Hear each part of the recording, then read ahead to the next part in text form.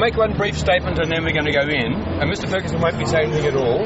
Okay, today is the day in which we start the push back, right, to make sure that people are not excluded in the way Mr. Ferguson has been. So this is the first of 3 court cases that will be continued, for which we get major support.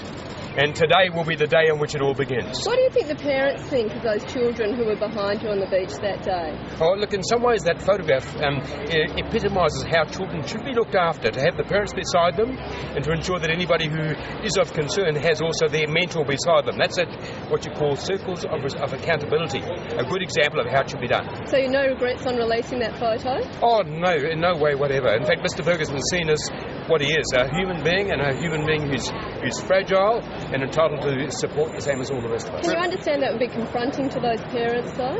Well, look, Mr. Ferguson has been confronted over a long period. To be evicted from his home in the way he was appalling. So we're here today to make sure that doesn't happen to people like Mr. Ferguson. He, in some ways, is the pin-up boy, unlucky pin-up boy, but the pin-up boy of people who are entitled to come back, serve their sentence and start a clean slate, and that's what he's doing. Thank you very much. Thank you for the chance. Sorry, Dennis, how do you feel about coming to a court again?